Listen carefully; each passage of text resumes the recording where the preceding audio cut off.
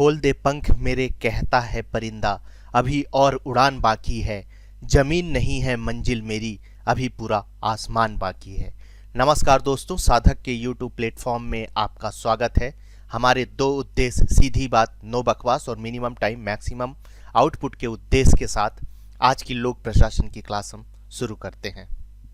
आज हम लोक प्रशासन के अंतर्गत नौकरशाही विचारधारा और मानव संबंधवाद के सिद्धांत के बारे में आपको बहुत सारी जानकारी प्रदान करने वाले हैं।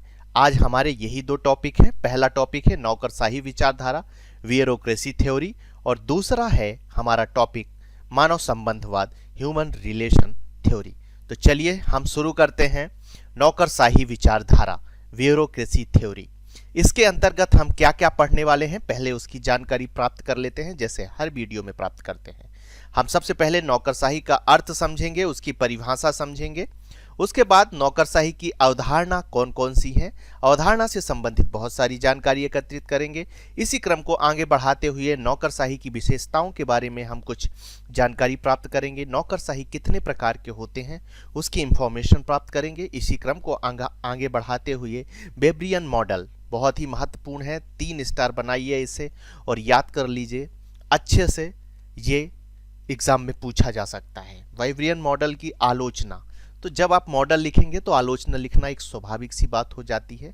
यदि आपको मौका मिलता है, आपको स्पेस मिलता है, तो आलोचना भी लिखना चाहिए। नौकरशाही की आलोचना, ये आलोचना किसकी है? वेब्रियन मॉडल की है, और नौकरशाही की आलोचना हम अलग से पढ़ेंगे। चलिए आगे बढ़ते हैं। आगे बढ़ने में सबसे पहले हम शुरू करते हैं नौकरशाही का अर्थ और परिभाषा से। नौकरशाही का अर्थ समझ लेते हैं। तो ये जो ब्यूरोक्रेसी इंग्लिश में बोलते हैं, ये एक फ्रेंच शब्द है। इसमें ब्यूरो का अर्थ क्या है? मेज या डेस्क से है, और ग्रीफ शब्द के केटिया शब्द से है, शासन से। इस प्रकार जो ब्यूरोक्रेसी का या नौकरशाही का जो अर्थ हुआ वो हुआ मेज का शासन या डेस्क की सरकार।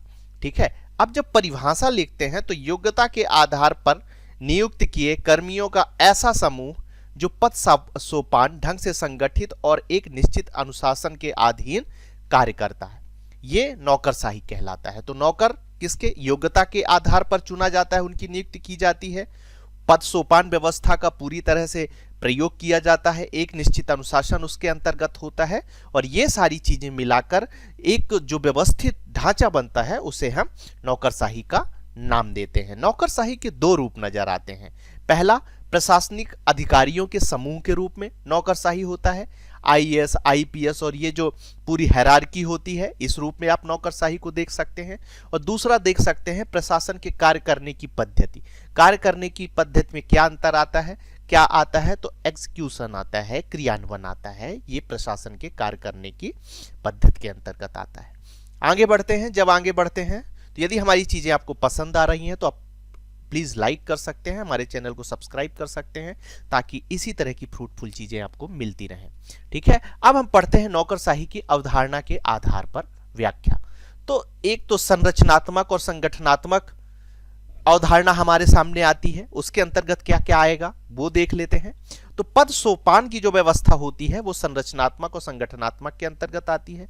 कार्य विभाजन होता है, कार्य विभाजन नियमों के अनुसार होता है, एक्ट के अनुसार होता है, और जो कुछ लिखित नियम होते हैं वो संरचनात्मक या संगठनात्मक अवधारणा के अंतर्गत आती है। दूसरी अवधारणा कौन से है?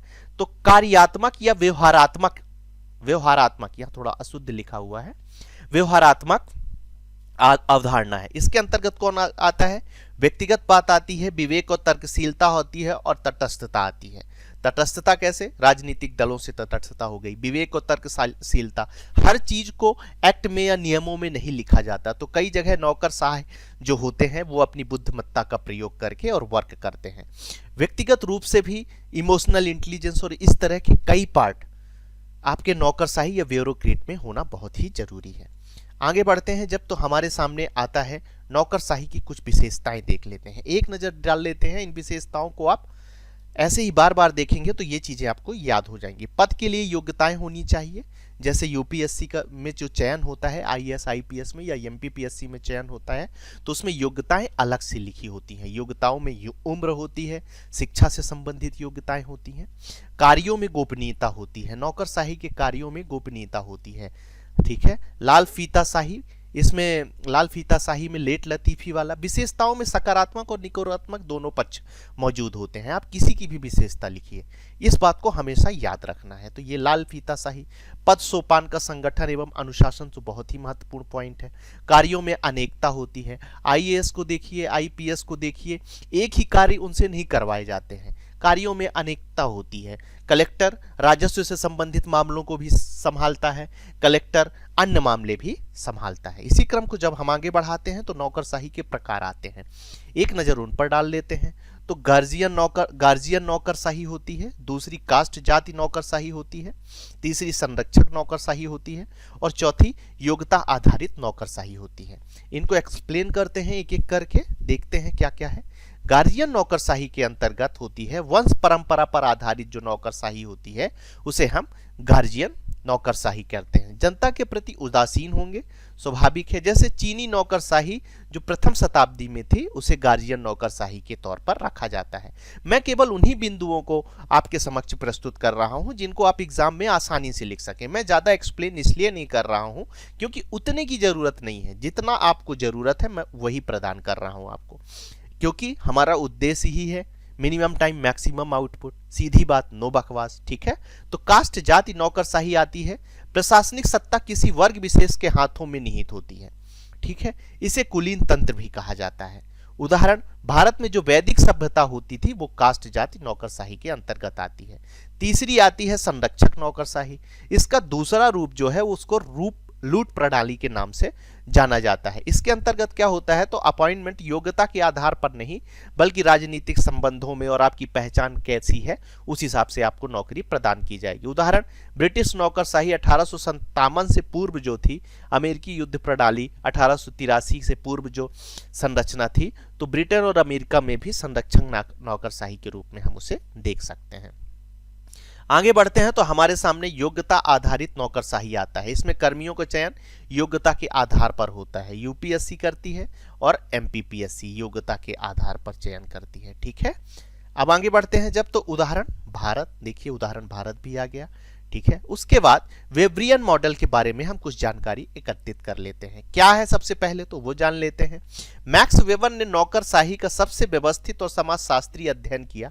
एकमात्र विचारक थे जिन्होंने नौकरशाही का संगठन मॉडल के एक मॉडल के रूप में प्रस्तुत किया, और उसी मॉडल को क्या कहा जाता है, वेब्रियन मॉडल कहा जाता है। मैक्स वेबर की नौकरशाही से संबंधित प्रमुख पुस्तक, ये आपको लिखना चाहिए जब आप मॉडल लिखें तो पुस्तक का नाम होना चाहिए, theory of social and economic organisation 1920 में जो लिखी गई है। नौकरशाही के उदय का कारण क्या है, मैक्स वेबर के अनुसार नौकरशाही के उदय का सबसे बड़ा कारण पूंजीवादी व्यवस्था है। ठीक है, ये ऐसा कारण मानते हैं, तो आप लिख सकते हैं। फिर मैक्स वेबर ने सत्ता के 3 प्रकार बताए हैं। कौन कौन से, पहली परंपरागत सत्ता, दूसरी करिश्माई सत्ता और तीसरी विधिक सत्ता। ठीक है, मैक्स वेबर ने नौकरशाही को विधिक सत्ता के अंतर्गत रखा है। ठीक है, मैक्स वेबर ने सत्ता को, नौकरशाही को नहीं, किसको, सत्ता को 3 तरीके से बांटा है और उसमें से एक सत्ता है विधिक, तो उन्होंने नौकरशाही को विधिक सत्ता के अंतर्गत रखा है। ठीक है, आगे बढ़ते हैं तो मैक्स वेबर ने नौकरशाही के आदर्श मॉडल के अंतर्गत नौकरशाही के 10 लक्षण बताए हैं। केवल आपको लक्षण याद रखने हैं कि कौन कौन से वो 10 लक्षण हैं। तो पहला है स्पष्ट कार्य विभाजन। हर एक, जैसे आईएएस का कार्य विभाजित है, आईपीएस का कार्य विभाजित है। ऐसा नहीं है कि एक दूसरे के कार्य में हस्तक्षेप करें। यदि हस्तक्षेप करेंगे तो स्वाभाविक रूप से कई प्रकार की कानूनी अड़चनें सामने आने वाली हैं। उसके बाद पद सोपान की व्यवस्था दी गई है। ठीक है, इसी व्यक्तिगत भावनाओं से मुक्त रखा गया है, मुक्त होना चाहिए, ऐसा बोल रहे हैं हमारे मैक्स वेबर साहब। उसके बाद अनुशासन तो अत्यंत आवश्यक है। अनुशासन के बिना नौकरशाही का कोई अस्तित्व नहीं है। अपॉइंटमेंट सिस्टम हो, ना कि निर्वाचन के आधार पर नौकरशाही का हो। आवश्यक योग्यताएं पूरी होनी चाहिए जिसे पद पर बिठाया जा रहा है। पदोन्नति होनी चाहिए समय समय पर ताकि अनुभव का पूरा प्रयोग किया जा सके और जो नौकरशाही के कर्मी हैं उनको उत्साहित किया जा सके मैक्सिमम अच्छा काम करने के लिए। वेतन और पेंशन सफिशियंट होना चाहिए ताकि एक अच्छी लाइफ स्टाइल के साथ देश कल्याण में भी अच्छी भूमिका निभा सके। व्यवसायिक और पेशेवर होना चाहिए, ज़्यादा ऐसा नहीं है कि इमोशनल और व्यक्तिगत चीज़ों को समय में लाए। और हर नौकरशाही को व्यवस्था को चलाने के लिए कुछ नियम बनाए गए हैं और ऐसे लिखित नियम होने चाहिए। यदि हमारी चीज़ें आपको पसंद आ रही हैं तो आप लाइक कर सकते हैं, हमारे चैनल को आप सब्सक्राइब कर सकते हैं और इसके साथ बेल आइकॉन दबाना ना भूलें ताकि हम कोई भी महत्वपूर्ण वीडियो यदि डालें तो उसकी नोटिफिकेशन और उसकी जानकारी आपको मिल जाए। इसी क्रम को जब हम आगे बढ़ाते हैं तो मॉडल की प्रासंगिकता देख लेते हैं। क्या क्या है? योग्यता के आधार पर भर्ती हो रही है, आज भी भर्ती हो रही है। कार्यों का स्पष्ट विभाजन आपको आज भी देखने को मिल रहा है। लिखित नियमों का प्रयोग किया जा रहा है नौकरशाही में और अनुशासन को बहुत अधिक महत्व दिया जा रहा है। इसी प्रकार कुछ लोगों ने इस वेब्रियन मॉडल में आलोचना, कुछ दोष भी निकाले हैं, देख लेते हैं। मानव संबंधवादियों के अनुसार, जो ये मानव संबंधवादी हैं, वो कहते हैं कि अनौपचारिक पक्ष पर बहुत अधिक बल दिया गया है, किसमें? वेब्रियन मॉडल में। इसके अलावा यांत्रिक सिद्धांत को महत्व दिया गया है, मानवीय पक्ष को कमजोर किया गया है, उसकी उपेक्षा की गई है। विकासशील समाजों के लिए उपयुक्त नहीं है क्योंकि पश्चिमी देशों की छाप इस पर छाया नजर आती है। मूल्य मुक्त मॉडल है, मतलब इस पर मूल्य दिखाई नहीं देते हैं। ये फैट्रिक साहब के अनुसार ऐसा कहा गया है। इसी क्रम को जब हम आगे बढ़ाते हैं तो जनहितों की उपेक्षा की गई है, मूल्य निरपेक्षता रखी गई है। लाल फीताशाही, कार्य में विलंब बहुत अधिक होता है नौकरशाही में, बिल्कुल सही बात है। परिवर्तन विरोधी माना गया है, मतलब ये जल्दी परिवर्तन को स्वीकार नहीं करते हैं। परंपरागत जो नियम अधिनियम आए हैं उसी पर कार्य करना पसंद करते हैं। इसकी भी, इस आधार पर भी इसकी आलोचना की गई है। औपचारिकताओं पर अधिक बल दिया जाता है। आप खुद देखिए, एक लाइसेंस बनवाना हो तो कितने साल लग जाते हैं, कितने स्टेप से होकर आपको गुजरना पड़ता है। तो आप देखिए, नौकरशाही की आलोचना बुरी नहीं की गई है। नौकरशाही एक अनिवार्य बुराई है जिसके बिना कोई भी सरकार अपने दायित्वों का समुचित ढंग से निर्वहन नहीं कर सकती। इसलिए नौकरशाही पर नियंत्रण इस प्रकार होनी चाहिए कि वह जनता की सेवक बनी रहे, ना कि जनता की स्वामी बनकर वो निरंकुश हो जाए। ठीक है, अब जब हम आगे बढ़ते हैं तो हमारे सामने आता है नेक्स्ट टॉपिक, मानव संबंधवाद, ह्यूमन रिलेशन थ्योरी। इसके बारे में देख लेते हैं। इसके अंतर्गत हम आज क्या क्या पढ़ने वाले हैं उसकी जानकारी एकत्रित कर लेते हैं। तो सबसे पहले मानव संबंधवाद का अर्थ और परिभाषा के बारे में हम पढ़ेंगे। मानव संबंधवाद विचारधारा के 3 संगठक हैं, 3 तत्व हैं, उसके बारे में हम आपको जानकारी देंगे। विचारधारा का विकास कैसे हुआ उसके बारे में हम चर्चा करेंगे। मानव संबंधवाद का संबंधी कुछ प्रयोग हैं, ये भी इंपॉर्टेंट है, आप 3 स्टार कर सकते हैं, उसके बारे में कुछ पढ़ेंगे। मानव संबंधवाद का क्या महत्व है उसकी जानकारी एकत्रित करेंगे। कुछ लोगों ने इसकी आलोचना करी है, क्या आलोचना करी है वो भी जानने की कोशिश करेंगे। अब आगे बढ़ते हैं। इसी क्रम को आगे बढ़ाते हुए तो सबसे पहले अर्थ और परिभाषा के बारे में हम जान लेते हैं। तो इसका अर्थ क्या होता है कि मानवीय संबंध किसी संगठन की कार्यरत कर्मियों का अध्ययन होता है। ठीक है, मानव संबंधवाद की परिभाषा किसी कार्य स्थिति में मानवीय अभिवृत्तियों को समझना तथा यह स्पष्ट करना कि किस प्रकार ऐसा आचरण चाहिए कि लक्ष्य की ओर निर्देशित किया जा सके, उसे मानव संबंधवाद कहा जाता है। ठीक है, संगठन में मानव संबंधवाद बहुत ही जरूरी होता है। मेयो साहब को जो है मानव संबंधवाद विचारधारा का पिता कहा जाता है। उसके बाद मानव संबंधवाद विचारधारा के 3 संगठक हैं, 3 तत्व हैं। कौन कौन से तत्व हैं? व्यक्ति है पहला संगठक, दूसरा अनौपचारिक संगठन है और तीसरा भागीदारी पूर्ण प्रबंध है। तो कभी आपसे यदि पूछा जाए, 3 नंबर में पूछा जा सकता है कि मानव संबंधवाद विचारधारा के 3 संगठक लिखिए, तो पहला व्यक्ति है, दूसरा अनौपचारिक संगठन है और तीसरा भागीदारी पूर्ण प्रबंध है। ठीक है, इसी क्रम को जब हम आगे बढ़ाते हैं तो मानव संबंधवाद विचारधारा के विकास कैसे हुआ। पहले औद्योगिक क्रांति आई थी, औद्योगिक क्रांति में किस तरह से कार्य किया गया ये आप सब हिस्ट्री में पढ़े होंगे। इसके बाद वैज्ञानिक प्रबंधन आया। वैज्ञानिक प्रबंधन के बाद श्रमिकों का शोषण बहुत अधिक हो गया। आपको जब मैं वैज्ञानिक प्रबंधन पिछले वीडियो में पढ़ा रहा था तो वहां बताया भी हूं कि कई आलोचकों ने इसे मशीनी तंत्र को अधिक महत्व दिया, ये आरोप लगाया था। ठीक है, उसके बाद संगठन में मानवीय तत्व की उपेक्षा की गई, मतलब इमोशनलेस काम करो, दिन रात काम करो, शोषण करना शुरू कर दिया था, आप ये समझ लो। ठीक है, उसके बाद मानव संबंधवाद आया। जब शोषण की मात्रा बढ़ी तो कई तरह के श्रमिक संगठन सामने आए, उन्होंने अपनी मांग रखी कि हम जानवर नहीं हैं, हम मनुष्य हैं, तो मनुष्य करके हमारे भी कुछ अधिकार हैं। इन सब चीज़ों को याद रख के मानव संबंधवाद की विचारधारा का विकास हुआ। अब हम आगे बढ़ते हैं। जब आगे बढ़ते हैं तो मानव संबंधवाद के संबंधी कुछ प्रयोग हैं, इन पर एक नज़र डालना जरूरी है। एल्टन मेयो के नेतृत्व में औद्योगिक संस्थाओं में कई प्रकार के प्रयोग किए गए, तो हम इसमें ज़्यादा आपको एक्सप्लेन नहीं करेंगे, बस कुछ महत्वपूर्ण बातें देंगे ताकि आप लिख सकें। प्रथम प्रयोग 1923 में हार्थोन प्रयोग आया, 1924 से 1932 के बीच में चला। इसमें एक पढ़ेंगे हम महान प्रकाश व्यवस्था के बारे में, 1924 से 27 के बीच में चला। और साक्षात्कार अध्ययन इंटरव्यूइंग स्टडी के बारे में जो 28 से 31 चला। अवलोकन का अध्ययन क्या हुआ, उसके अंतर्गत क्या उद्देश्य थे, क्या उसके परिणाम आए, वो सारी चीजें देखेंगे। ठीक है, इसके बाद इसे बैंक वायरिंग प्रयोग भी कहा जाता है। उसके बाद जो तीसरा आता है वो उद्योगों में अनुपस्थितिवाद 1943 में आया।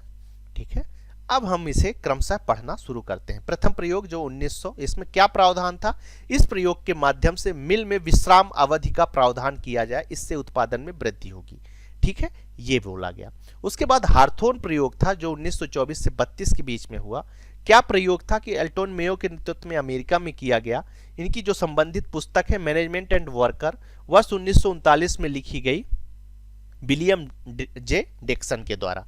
ठीक है, महान प्रकाश व्यवस्था 1924 से 1927 के बीच में हुई। प्रकाश प्रयोग, इसमें क्या हुआ, उद्देश्य क्या था इस प्रकाश प्रयोग के, प्रकाश के विभिन्न स्तरों पर मजदूरी की उत्पादकता पर प्रभाव का आकलन किया गया कि प्रकाश यदि बंद कमरे में काम कराया जाता है, खुले कमरे में कराया जाता है, कोयले की खदानों में काम कराया जाता है, तो उन पर क्या प्रभाव पड़ता है। निष्कर्ष क्या निकला कि प्रकाश जैसी वातावरण घटक ही नहीं बल्कि अन्य तत्व भी उत्पादन को प्रभावित करते हैं। इसमें ये चीज निकाली गई। उसके बाद रिले असेंबली टेस्ट रूम अध्ययन, इसके अंतर्गत इसका उद्देश्य क्या था, इसका करने का काम करने की स्थिति और विभिन्न बदलावों का श्रमिकों के उत्पादन व उत्साह पर क्या प्रभाव पड़ता है, इसका आकलन था। निष्कर्ष क्या निकाला गया जब प्रयोग खत्म हुआ कि उत्पादकता में उस समय वृद्धि हो जाती है जब कर्मियों की सामाजिक परिस्थितियां परिवर्तित हो जाती हैं या सामाजिक संबंधों का नया रूप दे दिया जाता है। यदि कर्मियों को परिवार से मिला दिया जाए, समाज में उनको स्वतंत्रता प्रदान की जाए, उनको अधिकार प्रदान की जाए, तो उनकी कार्यशैली पर भी आपको अंतर साफ तौर पर देखने को मिलेगा, ऐसा बोल रहा है। आगे बढ़ते हैं तो साक्षात्कार अध्ययन, इसके अंतर्गत क्या क्या चीजें आई हैं, तो इसका उद्देश्य क्या था। इसका उद्देश्य था कि कर्मियों में बात करके प्रबंध की नीतियों और कार्यक्रमों और प्रबंधकों के वर्ताव के बारे में उनकी राय जानना कि भैया किस तरह से काम करना है, कौन से कार्यक्रम बनाना है, तो सबके। इसके बाद इसका निष्कर्ष क्या निकला, तो निष्कर्ष आया कि इससे प्रबंधन कर्मियों की भागीदारी का मार्ग प्रशस्त हुआ। भाई कई तरह के व्यूज आए, जब व्यूज कई तरह आते हैं तो एक अच्छे डिसीजन की ओर बढ़ा जा सकता है। कर्मियों के प्रबंधन के प्रति अपनत्व की भावना, जब आपका अधिकारी आपके साथ बैठकर काम करेगा तो उससे एक अलग भावना जागृत होती है और कार्यशैली में भी वृद्धि होती है।